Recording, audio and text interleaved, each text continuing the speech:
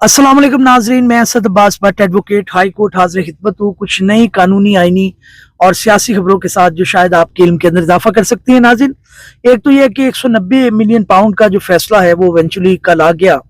उसके ऊपर बड़ी बातचीत भी हुई और दोनों साइडों के ऊपर आर्ग्यूमेंट अब जो है वो आ रहे हैं।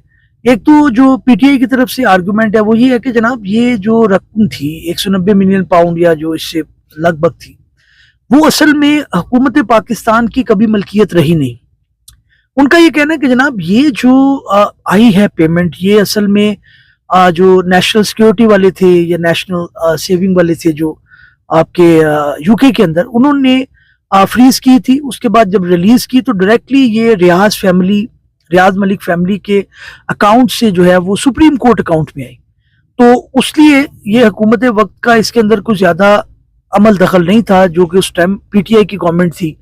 लेकिन इसके ऊपर जो काउंटर आर्ग्यूमेंट आ रहा है, जनाब अगर वो नहीं थी तो फिर ये क्यों कर जरूरी था कि उसके ऊपर कमीना एक डिसीजन लेती है बंद लिफाफे के अंदर, जो है उसको कॉन्फिडेंशियलिटी का प्रिंसिपल मेंटेन करते हुए उसको पास कर दिया गया कबीना से। तो वो क्या, उसकी जरूरत क्या थी?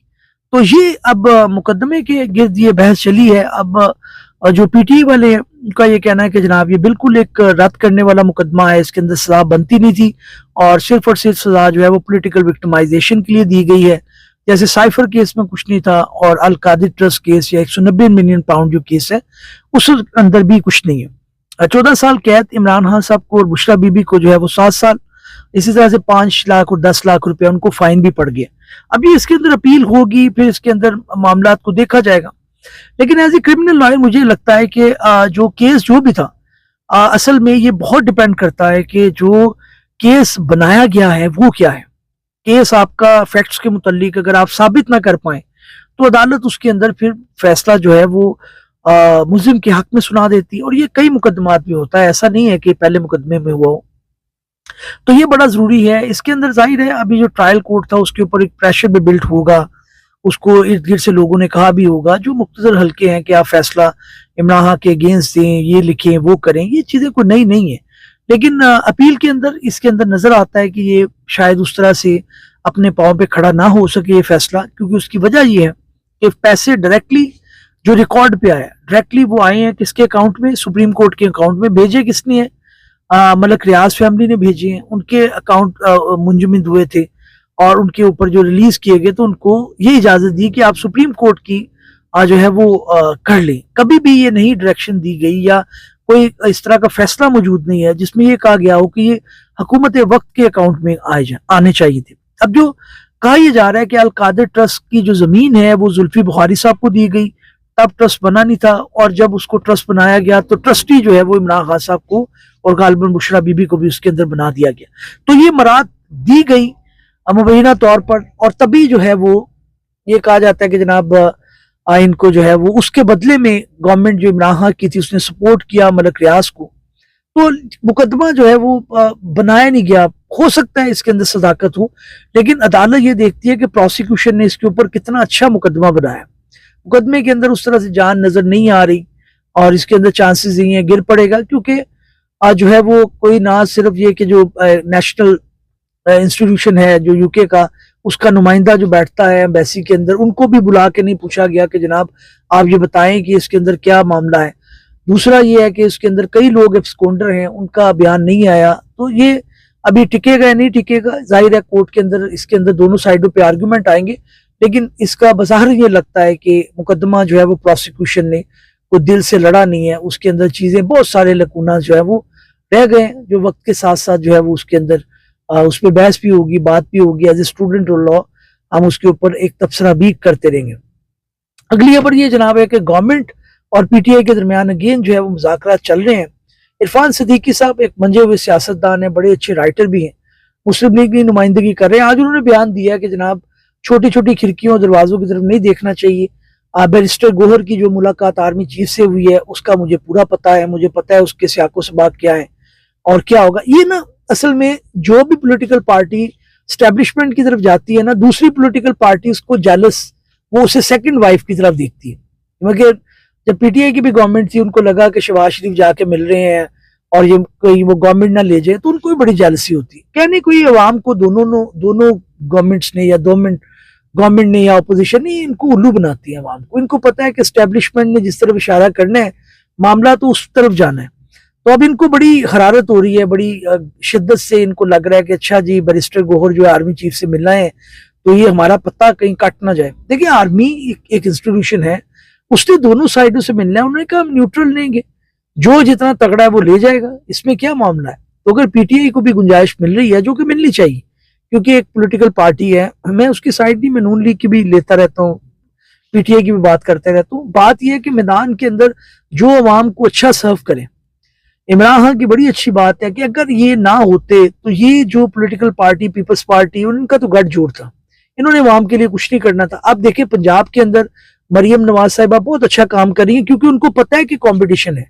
उनको पता है कि पीटीआई की जब गवर्नमेंट आएगी तो वो जांच पड़ताल करेगी, वो देखेगी कि कौन सा मामला कहाँ पे हुआ, कौन सा अच्छा था, कौन सा गलत है। तो उन्होंने एक कंपटीशन दिया इमरान खान साहब ने सारी गवर्नमेंट को, और उसके अंदर अवाम का भला हो रहा है। वो अवाम को डिलीवर करेंगे, अवाम के लिए अच्छा काम करेंगे, उसमें बेहतर हो जाएगा। अवाम के लिए नहीं काम करेंगे, अवाम को मुस्तरद कर देगी। तो ये जो एक अमल है ना कि जी फलां पार्टी जो है वो स्टैब्लिशमेंट से मिल रही है, आर्मी चीफ से मिल रही है, ये कोई ऐसी बात नहीं है। इसके अंदर दोनों पार्टी बल्कि हर पॉलिटिकल जो है लीडर है उसका इस्तेकाक है कि वो स्टैब्लिशमेंट से भी बात करे, वो सारों से बात करे, क्योंकि स्टैब्लिशमेंट हम बेशुमार दफा ये मान चुके हैं कि जनाब ये एक हकीकत है इस मुल्क की, पाकिस्तान की, जो जितने भी मामला है उसके अंदर स्टैब्लिशमेंट का एक रोल है। तो ये कहना कि जनाब वो ना मिले, मैं ही सिर्फ जाके मिला, मेरी गवर्नमेंट चलती रही, ये नहीं होना। स्टैब्लिशमेंट भी देखेगी कि जनाब कौन बंदा डिलीवर कर रहा है। इनको भी टफ टाइम मिलना चाहिए इन अ सेंस कि भाई डिलीवर करें तो आ जाए, डिलीवर नहीं कर रहे तो आप साइड पे हो जाए, दूसरी पॉलिटिकल पार्टी आ जाएंगी। वो कौन सा उनसे कोई दुश्मनदारी है, वो एक मामला है, वो चलता रहता है। नवाज शरीफ पे भी बुरा वक्त आया, इमरान खान पे भी आया, जरदारी पे भी आया, वो सारे पॉलिटिकल लीडर पे आता रहता है। लेकिन सिर्फ ये है कि अवाम का जो खाता है उसको अलग करें, उसके अंदर डिलीवर करें। निगोसिएशन के मैं हक में हूँ, और ये भी कहा जा रहा है कि जनाब नवाज शरीफ साहब ने कह दिया कि किसी तरह भी आप इस जो मुज़ाकरात हैं उनको कामयाब ना होने दें, ताकि ये एक इंप्रेशन आए कि जनाब ये मुज़ाकरात नाकाम हो गए। ये नहीं होना चाहिए। फिर पीटीआई सड़कों पे आ जाएगी, गवर्नमेंट को काम नहीं करने देगी और फिर मामला खराब होंगे। उसके अंदर इनको गेंज रखना और जो इनका ड्यू राइट है वो मिलना जरूरी है। आपने उन्होंने कहा है कि जी आप कमीशन बना दें। आपके मुल्क के अंदर कौन से कोई जुडिशियल कमीशन जिसकी इंक्वायरी बड़ी शफाफ हुई है? आपके कौन से कमीशन है जिसके अंदर आप कहेंगे कि फौरी नताइज आ गए हैं, बड़ा सच सामने आ गए? सच तो नहीं आया, मॉल्टोन का वाकया नहीं आया, बेशुमार इस तरह के वाकयात हैं, तो उसमें खर्च नहीं है। अंगेज रखना पॉलिटिकल पार्टी को ताकि वो आपको काम करने दे, ये भी एक बड़ा इंपॉर्टेंट चीज है। बहरहाल अब देखते हैं ये नेगोशिएशन, ये मुज़ाकरात किस करवट बैठते हैं और इसके अंदर किस पार्टी को कितना गेन मिलता है। लेकिन ईरान से बुरी खबर है, दो जो है वो ऑनरेबल जजेस सुप्रीम कोर्ट के अंदर उनको मर्डर कर दिया गया। दहशतगर्दी के मुकदमा देख रहे थे, इसके अलावा जासूसी, स्पाइनेज जिसे आप कहते हैं, उसके मुज़ाकरात केसेस को देख रहे थे। पहले भी सुना है कि इनमें से एक जज के ऊपर अटैक हो चुका था, तो वो आज बेचारे जान भाग हो गए हैं कि उम्र गालबन जो है वो 68 ईयर थी, एक कंपैरेटिवली यंग थे। अच्छे कहा जा रहा है कि वो जजेस थे और उन्होंने काफी फैसले किए। एक को जो है वो क्रिटिसाइज भी करता रहा इंटरनेशनल कम्युनिटी, स्पेशली अमेरिका के, वो ट्रायल के अंदर जो है वो जो ड्यू प्रोसेस ऑफ लॉ है उसको ऑब्जर्व नहीं करते और हुकूमत वक्त के जो है वो हक में फैसले देते हैं। लेकिन इस तरह से ये कम मामला होते हैं कि जजेस के ऊपर अटैक हो। ये एक नया ट्रेंड चल पड़ा है। ईरान के अंदर जाहिर है सख्ती होती है, वो अपने सख्त कवानीन है उसके अंदर वो एग्जीक्यूट भी करते हैं, मामले को जो है वो रखते भी हैं। लेकिन बहरहाल अब ये हो गया, ये होना नहीं चाहिए था, क्योंकि जजेस जो हैं वो अपनी ड्यूटी सर अंजाम दे रहे हैं। अगर आप कोर्ट के अंदर कर नहीं सकते, दूसरा ये है कि उसने अपने आप को भी उड़ा लिया, जो अपने आप को भी मर्डर कर लिया फाइट से गालबन, जो मारने आया था उसने पहले इनको किया फिर उनको किया। सिक्योरिटी के मामला भी बेहतर होने चाहिए। पाकिस्तान के अंदर भी ऑनरेबल जजेस की सिक्योरिटी बहुत कम होती है, उसके अंदर भी जो है वो जाहिर है वो तो बेचारे अब उस तरह ही होते हैं, लॉयर के तौर पे ये होते हैं, इतने ज्यादा नहीं होते। तो हर मुल्क के अंदर जो जजेस हैं उनकी सिक्योरिटी को इंश्योर करेंगे तो आपको इंसाफ मिलेगा। अदरवाइज जो है जजेस जाहिर है वो दबक जाते हैं और पूरा एक वेव चलती है जिसके अंदर फिर वो कहते हैं कि ठीक है यार हमने अपनी सिक्योरिटी आप ही करनी है, तो हम क्यों इस तरह के फैसले करें जिसके अंदर कोई सख्त फैसला देना पड़े। हम चलाते हैं, मामलात को आगे निबेड़ते हैं और फिर देखती जाएगी जो होगा उसी तरह से फैसले हो, तो इंसाफ कहीं ना कहीं फिर दब जाते हैं। तो इट्स वेरी इंपॉर्टेंट कि विटनेसेस की और जजेस की और लॉयर्स की, इन सारों की जो है सिक्योरिटी, उसको जो है वो मलूज़े खातर रखा जाए और जितना स्ट्रिक्ट किया जाए उतना ही बेहतर है, ताकि ईरान की तरह के वाकयात रूनुमा ना हो सके। अगले वीडियो में मिलते हैं नाज़रीन, अल्लाह हाफिज़।